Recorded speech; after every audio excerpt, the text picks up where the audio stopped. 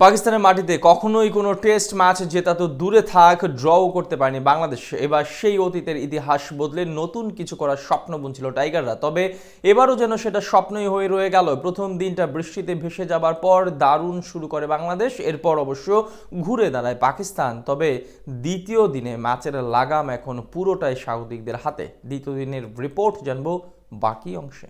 বৃষ্টির জন্য ভেসে যায় প্রথম দিনের প্রথম সেশন। টস জিতে বোলিং করার সিদ্ধান্ত নেন টাইগার ক্যাপ্টেন নাজমুল হোসেন শান্ত। তার সিদ্ধান্ত কাজে লাগায় বোলাররা। সেখানে ইনিংসের চতুর্থ ওভারে বোলিং করেন হাসান মাহমুদ। ওভারের তৃতীয় বলে ডানহাতি পেসারের অফ স্টাম্পের বাড়ির ফুল লেন্থ ডেলিভারিতে ড্রাইভ করেছিলেন আবদুল্লাহ শফিক, তবে ব্যাটের কানায় লেগে বল স্লিপে যেতেই ডান দিকে ঝাঁপিয়ে পড়ে দারুণে ক্যাচ লুফে নেন জাকির হাসান। হাসান মাহমুদের পর পিচে সুবিধা নেন শরীফুল ইসলামও। সপ্তম ওভারে বোলিং করতে এসে তিনি স্বীকার করেন ক্যাপ্টেন শান মাসুদের উইকেট। যদিও লিটনের কাছে সাড়া দেননি আম্পায়ার, তাতে রিভিউ নেন ক্যাপ্টেন শান্ত। রিভিউটা কাজে দেয় বাংলাদেশের। বিদায় নেন ক্যাপ্টেন মাসুদ। এই সময় অবশ্য তিনি খুশি হননি নতুন সিদ্ধান্তে, তবে মাঠ ছাড়তে হয় তাকে। এই ধারাবাহিকতা বজায় রাখেন শরীফুল। এরপর তিনি পাকিস্তানের সাবেক টেস্ট ক্যাপ্টেন বাবর আজমকেও ফিরিয়ে দেন। তাকে তো রানের খাতা খোলার সুযোগও দেওয়া হয়নি। লিটনের দ্বিতীয় ক্যাচে পরিণত করেন নিজের দ্বিতীয় উইকেট শিকার করেন শরীফুল। দিনের শেষ উইকেট হিসেবে বিদায় নেন সাইম আইয়ুব। তার ব্যাটে আসে 56 রান। 58 রানে 4 উইকেট হারিয়ে প্রথম দিন শেষ করে পাকিস্তান। 2টি করে উইকেট শিকার করেন হাসান মাহমুদ আর শরীফুল ইসলাম। এই দিনটা দুদল ভাগাভাগি করে নিলেও দ্বিতীয় দিন ছিল পাকিস্তানময়। সকালে ব্যাট করতে আসেন আগের দিনের 2 সেট ব্যাটার সাউথ শাকিল আর মোহাম্মদ রিজওয়ান।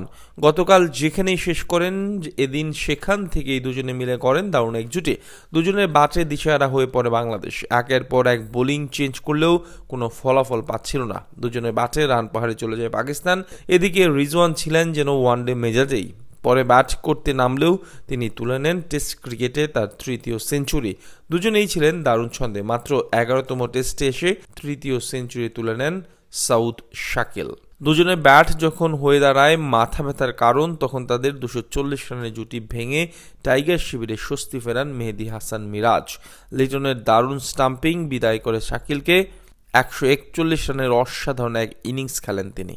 শেষ দিকে রিজওয়ান অবশ্য এগিয়ে যাচ্ছিলেন দ্বিশতকের দিকে, তবে সেটা আর হয়ে ওঠেনি। এমন না যে তার উইকেট তুলে নিয়ে তাকে আটকে দেয় বাংলাদেশ, তবে তার কপাল পড়েন দলের ক্যাপ্টেন শান মাসুদ। রিজওয়ান যখন 171 রানে, তখন তাকে চাইলে আর একটু সুযোগ দিতেই পারত। সেটা না করে সেখানেই নিজেদের ইনিংস ঘোষণা করে পাকিস্তান। 6 উইকেটে 448 রান করে স্বাগতিকরা। বাংলাদেশের হয়ে 2টি করে উইকেট নেন শরীফুল আর হাসান। নিজেদের প্রথম ইনিংসে ব্যাট করতে নেমে নিরাপদে এই দিন পার করেন সাদমান আর জাকির। সাদমান অপরাজিত ছিলেন 12 রানে আর জাকিরের ব্যাট থেকে আসে 11 রান। বিনা উইকেটে বাংলাদেশের সংগ্রহ 27 রান।